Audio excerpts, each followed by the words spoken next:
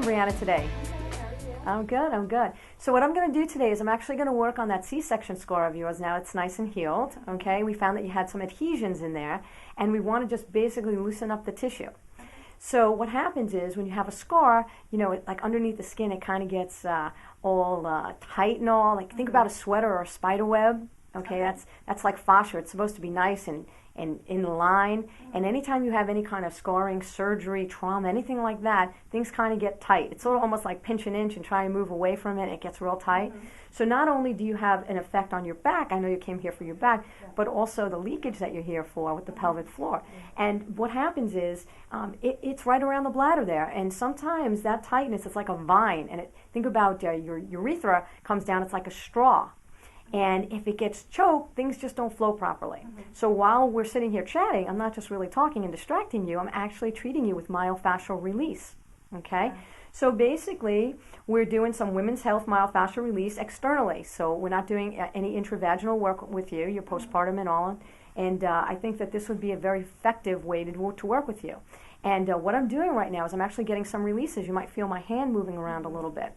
And what it is that we hold the position, we actually go down to the barrier, and we move around finding, you know, the tissue that as it releases. So I'm not moving you, your tissue is actually releasing, like butter melting or taffy stretching.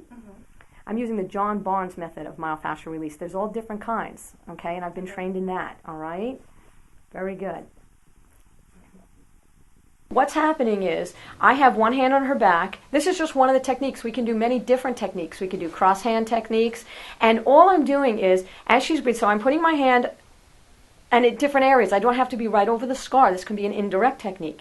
And I'm basically just going with her breath right now. As she exhales, I'm going down. We're looking for a barrier, okay? And when I feel that I can't go anymore, I stay there. Then from there, I decide a direction. So say I'm going to go left to right here. You see me moving, but I'm not sliding.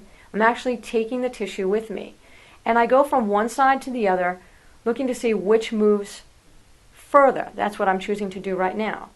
So if I say, well, let's see, this side goes a little further than the other side, I could just hold that barrier there and wait for it to release. And once it releases, or it may start unwinding, the tissue just starts moving around. Okay? So I'm not actually guiding it, I'm just going with it.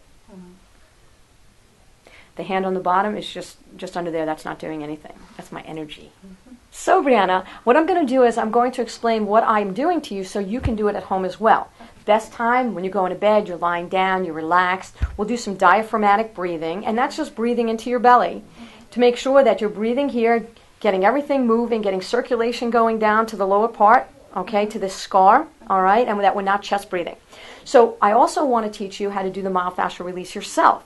So I'm going to just show you on your belly right here. And the first thing that you want to do is you want to breathe normally, and as you exhale, you want to bring your hand down till you feel like a little tightness maybe, and then maybe you have to do that a couple of times with the breath. So as you exhale, you go down a little further. And then you say, okay, you know, I feel that I'm what's called a barrier. Like if I'm pushing into the table, this is as far as I can push. Okay. Then from there, you can do any which way you would like. Any way in a clock, you know, each number in a clock, you can go different directions. You can go up or down, side to side, whatever feels good to you. Usually your body will tell you which way it wants to go. So you kind of just almost like closing your eyes and going with the tissue and seeing where it wants to go.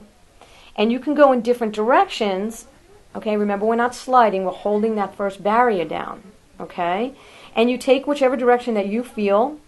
It either feels good or it feels loosest or whatever you want to do. And then you hold it there. You want to definitely hold it 90 to 120 seconds so that you can obtain a release, okay? And sometimes the tissue might want to say, oh, well, I'm not here 90 to 120, but all of a sudden it starts going in a different direction. That's okay. You can go with that.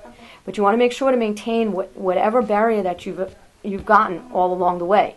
Okay? All right. Great job. Thank you.